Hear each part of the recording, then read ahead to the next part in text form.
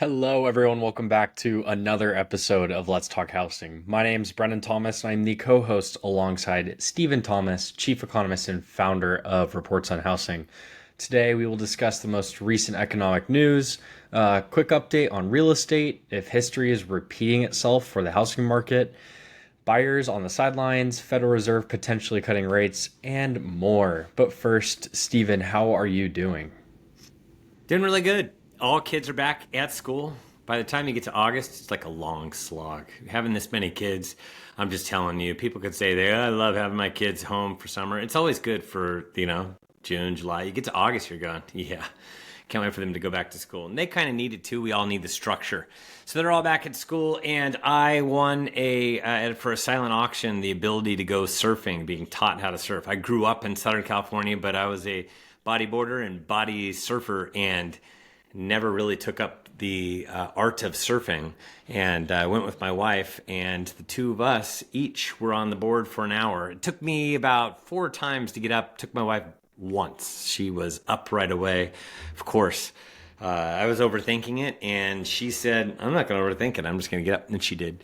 And but we both enjoyed it. So now I can check off I've actually surfed Southern California's waves. It was a lot of fun. So that's what we've done. Now the kids are back to school, things go back to normal, and we were able to sneak away and take care of that winning silent auction bid.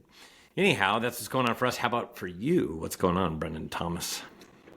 Let's see, just yesterday I played another pickup soccer game and I got absolutely um, destroyed. I was so out of it. Like I haven't played for months, but that's okay because it was just fun at least being there, and hopefully I can keep picking it up and doing it more often. That would be great. And other than that, I got a trip coming up this weekend, which will be past tense when we upload this, and gonna go wine tasting. So I've never done that. There's something that I haven't done in California, so that'll be a fun experience.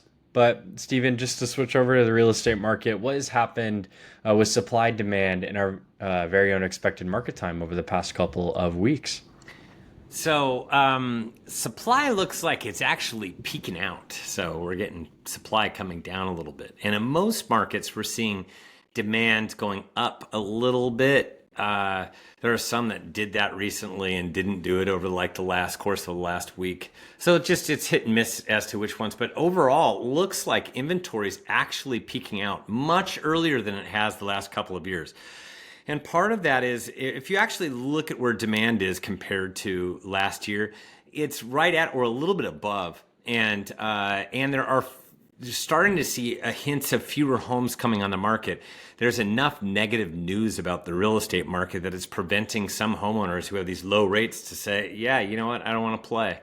And intuitively, people know that spring is the best and summer. And to come on the market at the very end of August, actually now September, you know what, you're in the fall market. It's not exactly the most appropriate time to come on the market. And so I think a lot of people are going to be sitting back going, yeah, I'm not going to come on the market. If you do, you have to sharpen your pencil, have it priced right, and have all the bells and whistles that buyers are looking for. And then you'll be snapped up, and you have to listen to your real estate professional, because you really have to fine tune exactly what the price is of the property. This is not a time to be playing around with value or testing the market or anything ridiculous like that. So the market's a lot more sluggish than it was last year, and it's a lot more sluggish right now than it was in the spring. So, but overall, for those expecting the market to continue to seize and continue to slow down, that is not what you're going to get unless interest rates all of a sudden went out of control and they went above 7%. But we're right now sitting at much, much better rates. We're right at that 6.5% right now. So how does the housing market match up to the past couple of years? Is it starting to heat up unlike usual, or what are you seeing? Yeah, I mean, there's just hints of last year though. Last year we had low interest rates. We were below 6.5% for 47 glorious days. Now it's from the end of August. That's where we're at, all the way through September to the start of October. So year over year, rates are actually a little bit higher. And if you look at 10-year treasuries, they're definitely higher than where they were last year. It's just that we've actually had a weakening of, or the spread between the 10-year and where mortgage rates are has been getting better because people are now thinking, yeah, I don't know when rates are ever going to come down below 6%. So when that happens, and we've been here for a while, you're actually seeing that spread get back towards normal. And if it continues to get back towards normal, we can have nothing else happen, have 10-year treasury stay where it is and nothing else happen in the economy. If it was just kind of moot, no real big change, you could actually see the interest rates float down from 6.5 towards 6%, where the spread would be more normal. So we're doing much better. Matter of fact, if we had the same rates that we did last year at this time, we'd be at 6.75%, not 6.5. And if we were 2 years ago, we'd be above 7%. That just shows you how the spread has been getting better, and we actually have more favorable interest rates because, yeah, no longer nobody's saying date the rate, marry the house. That's a ridiculous notion. People are thinking, gosh, you know what? You better like this mortgage rate that you get. You might be with it for a very, very long time. And what's happened in the economy for the past couple of weeks? Well, we got PCE out today, and it came in at expectations, but the expectations were to be going up like CPI. PCE is personal consumption expenditure index, and that is the preferred inflation gauge from the Fed. They also look at CPI, but they have more weight on PCE. But CPI has come out, PPI has come out, and everything's showing that inflation's starting to reignite a little bit. And on the flip side of that, on the flip coin, that dual mandate is they want to keep prices in check, so that's why interest rates are elevated. Yet we have some weakness in the labor force, and we're going to be getting another report a week from today. We're actually recording this on August 29th. Well, next Friday is Jobs Friday, and so the Federal Reserve will have a new jobs report, and CPI will be released when they're that week that they're meeting. So they'll have a fresh jobs report and fresh inflation report to help direct them in their decision making for that week. And so that's where things are leading. There isn't a whole heck of a lot that came out. GDP came out, and they already brought out GDP. This is a revision of the GDP where it's more accurate. The first one is an estimate like everything else, and it was revised up. I didn't hear anybody from any administration or anybody else go, I can't believe they were wrong the first time, let's fire them.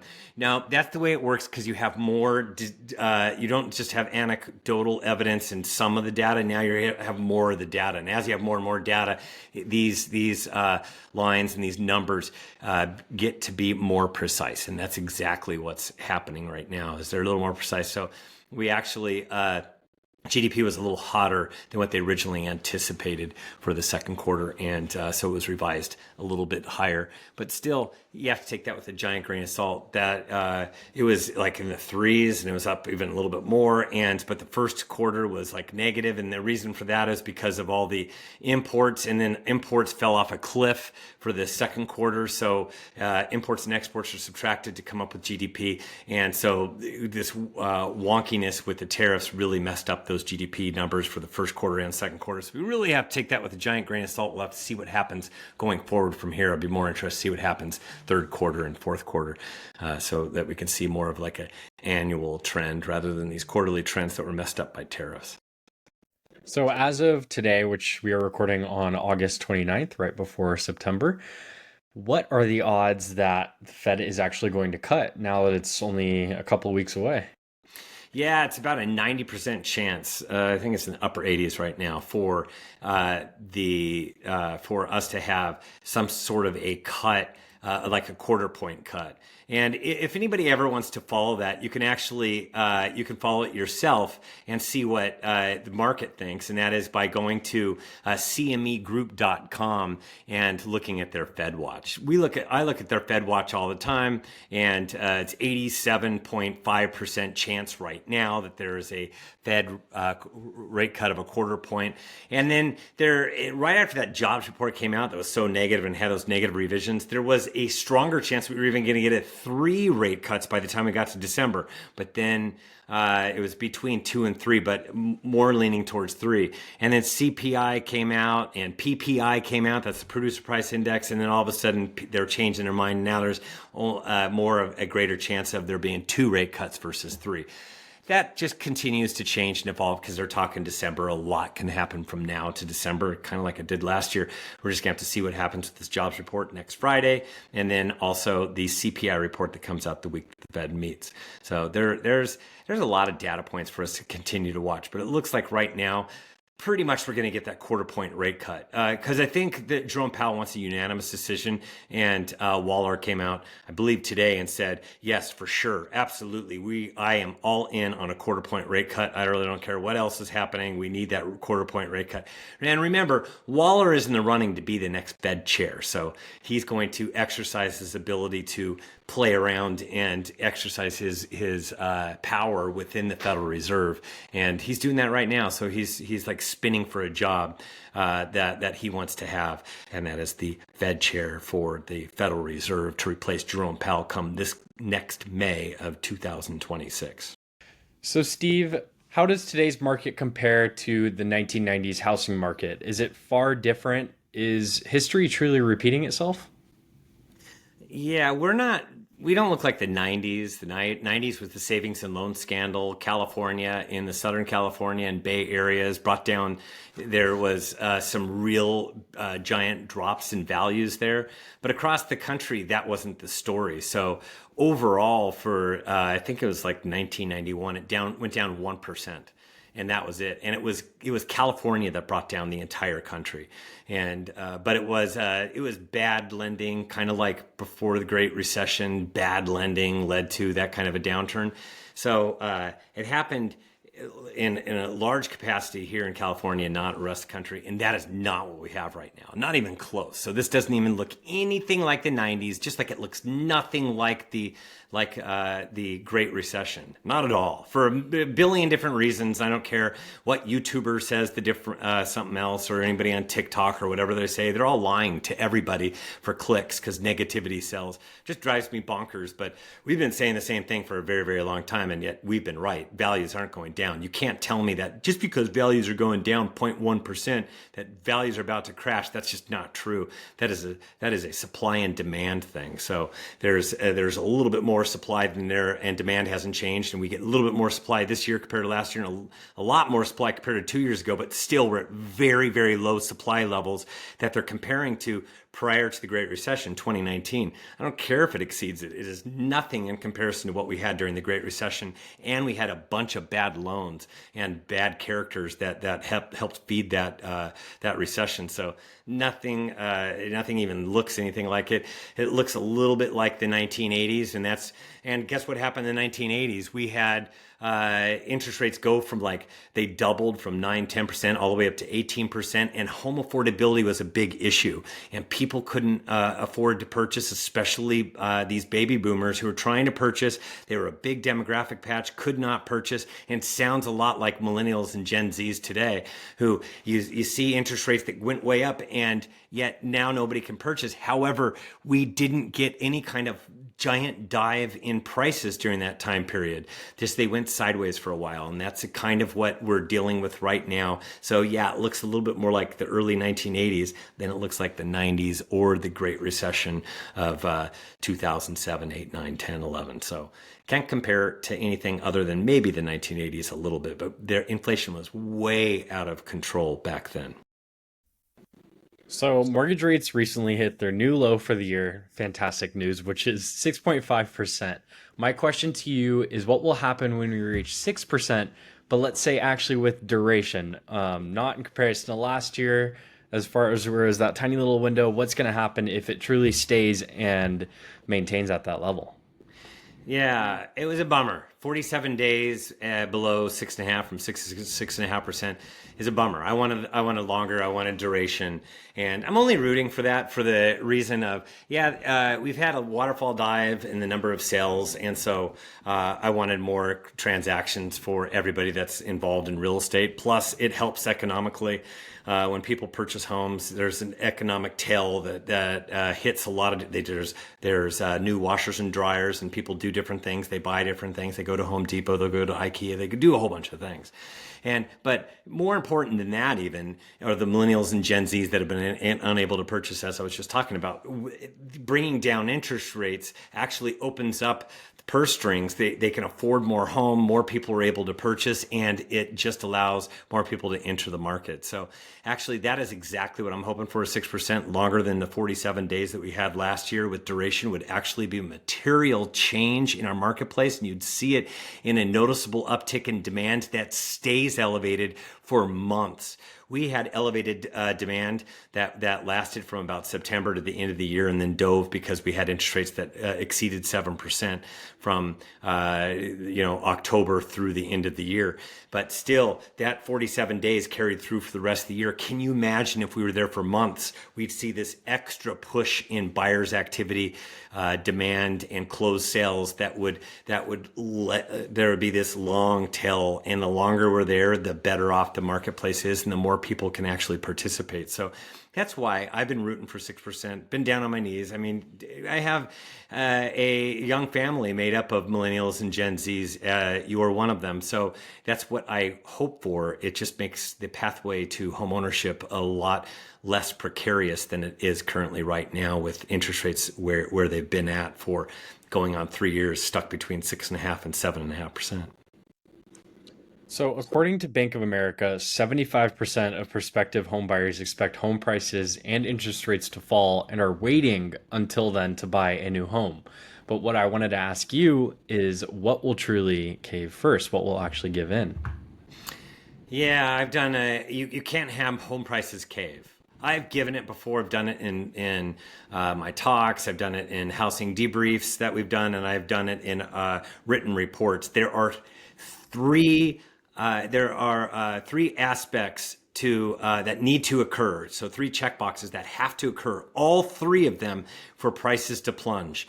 And we only have one of the 3. And the other 2 we're not going to get. The only one that we have is very, very low demand. We have very, very low demand, reminiscent of Great Recession levels for across the country, and in many areas that we track, even a little bit less than the Great Recession. That is the number of pending sales. Now, that's the only checkbox we have. We do not have a glut of homes available. A glut of homes available is where we were at 4 million homes for 2006, 07, 08, versus right now we just got a release for the month of July at 1,550,000 homes. So we're missing 2.5 million homes. So we still have scarcity of homes. We may go up one more time for the August reading, may not. But if we do, it'll be like 1,560,000. And then from there, inventory levels will start to go down for the rest of the year.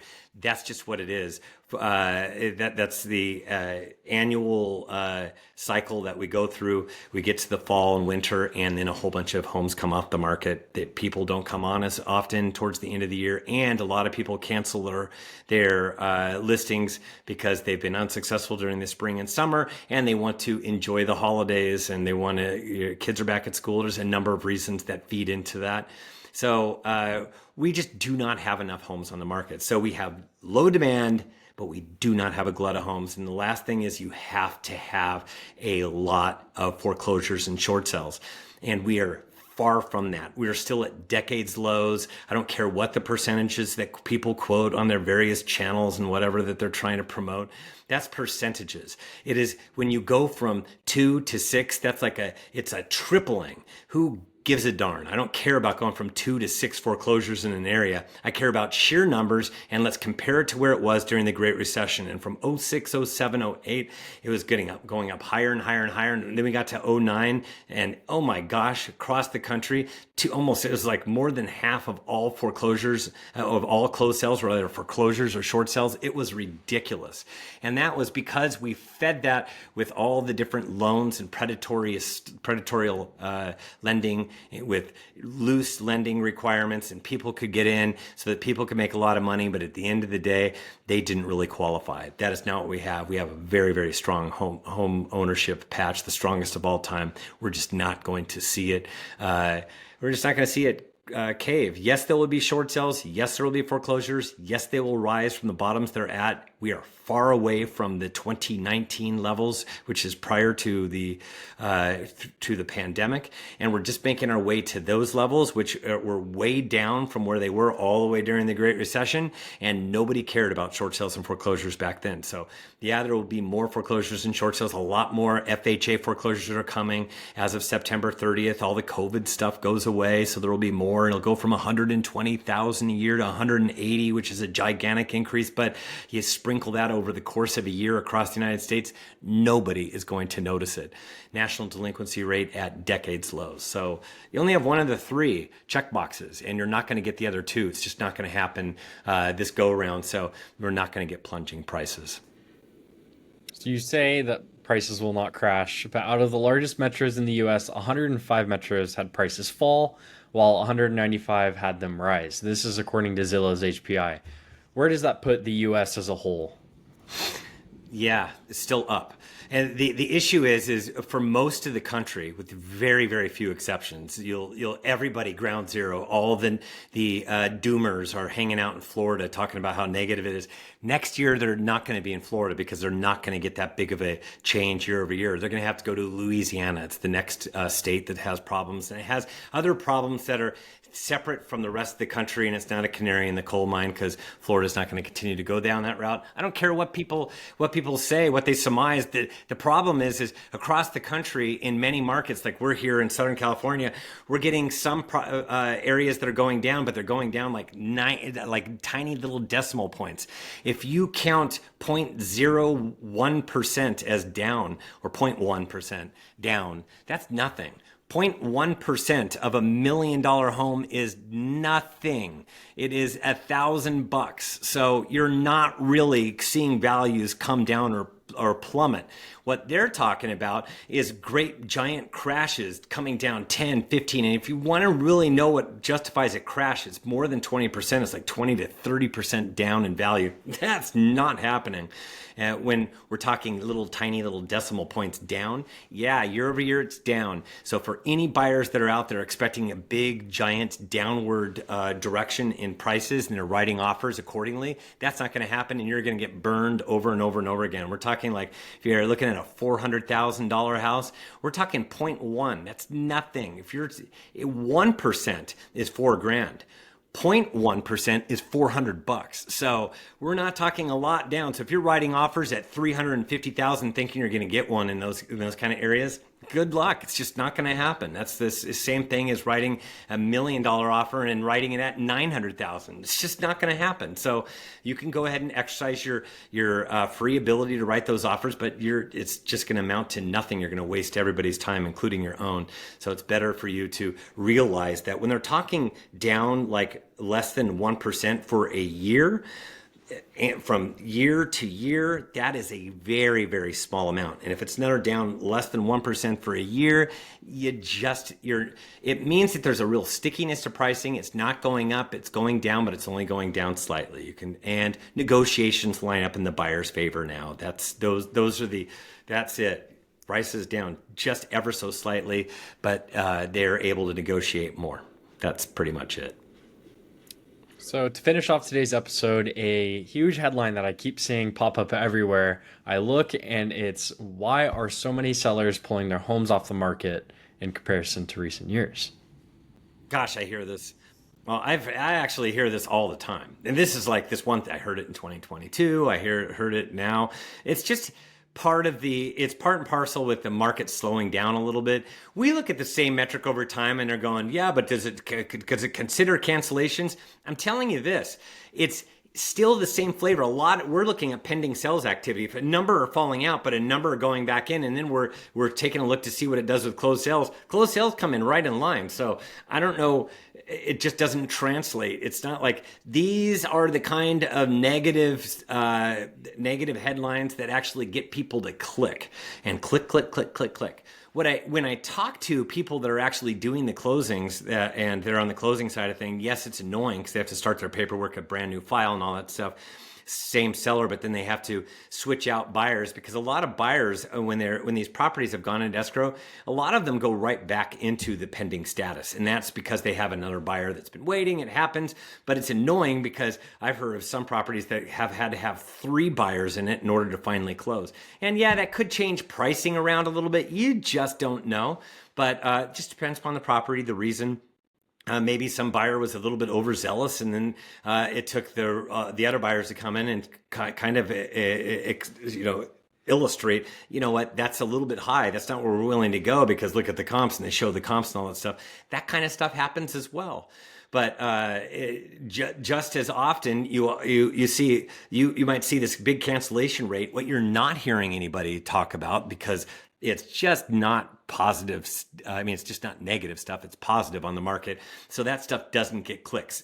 We could write articles all day long, and we did. We talked about, if you're a buyer, one of the buyer's strategies right now is you need to understand that if you're waiting on the sideline and a home comes on the market, you can't wait for the next home to come on the market because you've seen everything. You're not excited about anything. You're into the market, and you see a home pop on the market, and you go, oh my gosh, that looks great. Ooh, I like what it has here. And oh my gosh, look at this price. It looks really good. I want to go see it. They contact their real estate professional. They go take a look at it. They're excited about it. They want to write an offer. The problem is what often happens is it's not just that one buyer that does that. There's 5 other buyers out there doing the same thing, and they go, ooh, I want to see it. They get their agent out there, and the next thing you know, there's 6 offers that are written on this house.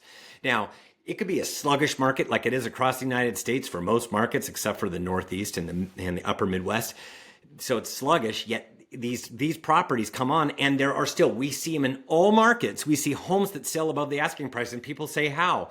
Because they're priced right. They have all the bells and whistles. They make a buyer happy, and there are 6 buyers that come through, and those 6 buyers write offers, and now it's supply and demand for that one home. There are 6 buyers that want one home. Who wins in that scenario? The seller. And not a lot of people understand that even exists. They have to actually go above asking price. We're not talking like tens of thousands or $100,000 above the asking price like it was during the pandemic years from 2020 to 2022. What it is, you know what, I'm willing to go $3,000 above the asking or $2,000 above the asking price. And guess what? The client that goes, I don't want to go above the asking price, that's the one that often loses, because it just takes that extra couple thousand. And look at how much that is in finance dollars right now. It's not a whole heck of a lot extra per month. If you really want the house, that's what it's going to take as a buyer when you're competing against so many other offers, even in a sluggish market like it is today. That's just a home that's priced right, that has all the bells and whistles, that hits all the criteria, and it happens to be a problem that occurs often in almost every marketplace. Well, thank you everyone again for tuning in to another episode of Let's Talk Housing. If you want to learn more about what's going on in the real estate industry, feel free to check out our YouTube, or you can subscribe today at reportsonhousing.com. Please leave us a good review. We'd truly appreciate that. And if you have any questions, you can leave it anywhere on our social media platforms, or you can email me personally at brendan@reportsonhousing.com. We will see you very soon, and have a fantastic rest of your day. Thank you. Thank you.